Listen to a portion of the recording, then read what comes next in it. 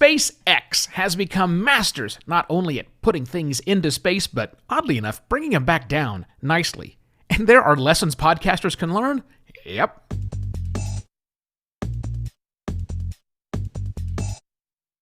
Hello and welcome to another Podcast Pontifications with me, Evo Terra.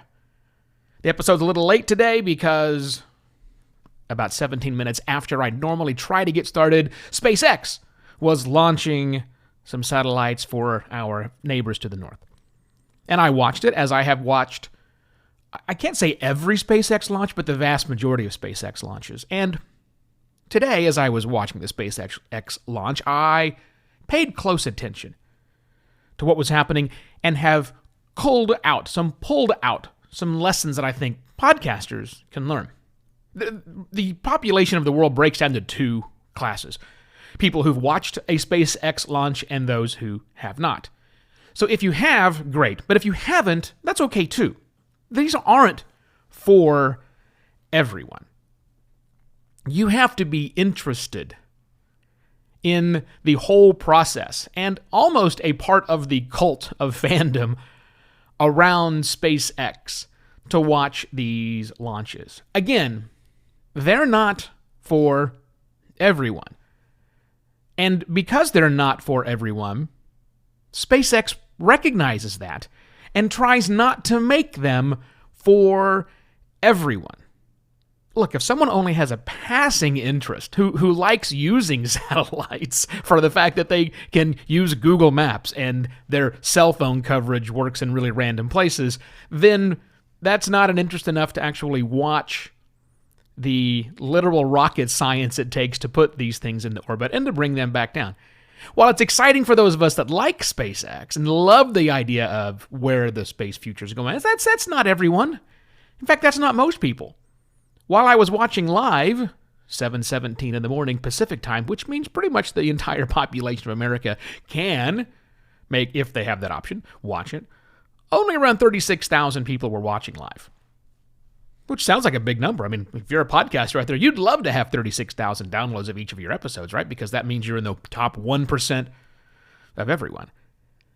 But still, it's a pretty small number in comparison, right? It's 0.01% of the population. Pretty small.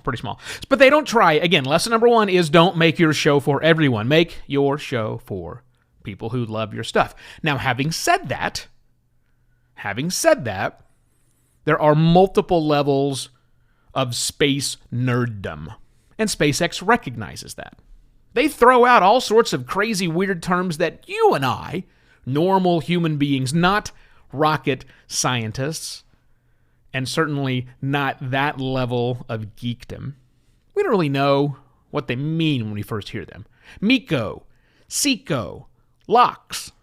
Okay, I've learned what these things mean over time, but here's the lesson number two.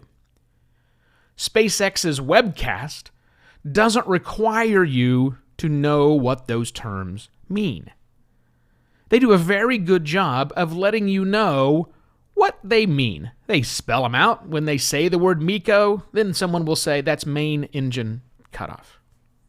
And just today I learned why we're adding helium to the tank. They did a very good job of explaining the spokesperson for SpaceX on the video while things were happening in the background. And while while conversations from the engineering team were going on in the background, this person is explaining to the layperson, or at least the person with more than a passing interest in this, what those actually mean. Did a great example, told me why we're adding helium to a tank. It made perfect sense. Now I get it. I totally get it, and it makes sense. But then they also, lesson number three, they also give plenty of stuff for the Super Geeky Fan. There's a time, right about a minute before the actual launch happens, when the spokesperson, and I've seen several different spokespeople beyond from SpaceX, these are not paid professional high-end voice talent or beauty people, although they're mainly pretty pretty that are on the thing, but that's a different thing altogether.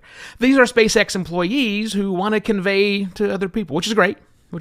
But still, these SpaceXers, while they're smarter than people like me, They're doing a good job of talking to people like me. But once the countdown begins, once the onboard computers have taken over the countdown, see, that's me getting geeky. Once that's happened, this spokesperson, whose job is to talk to the rest of us, shuts up. They just shut up and let the technical stuff happen with the technical things in the background. These are engineers talking to other engineers. These are the flight controllers. These are the people who are responsible for making sure this thing goes off without a hitch. They have to communicate back and forth.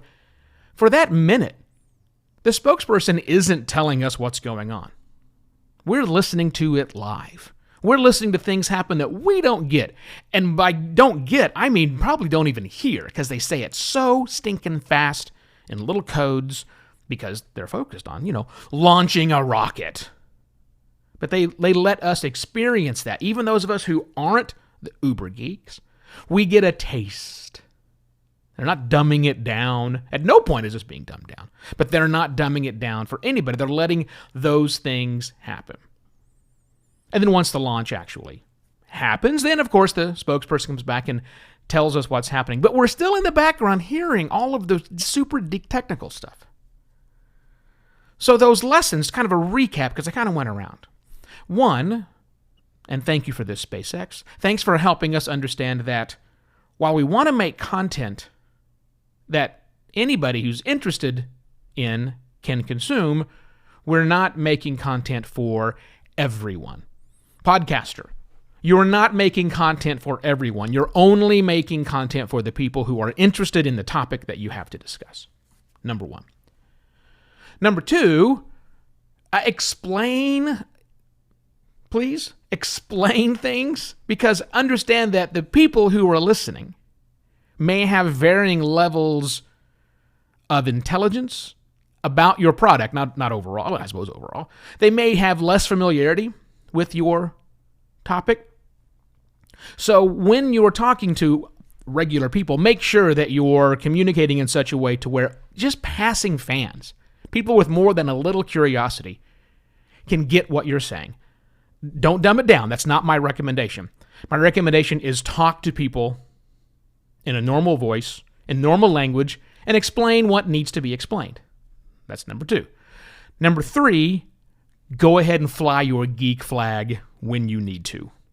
There are certain times in your show, likely, where we need to have that deep, geeky level conversation where only a small fraction of the uber nerds about your thing know. It's okay to do that. But it's a seasoning. It's not the main course. And let people know ahead of time. These are the lessons I have learned from today's SpaceX launch. Oh, by the way, which was a successful launch that went up, and more importantly, a successful return down. Hooray.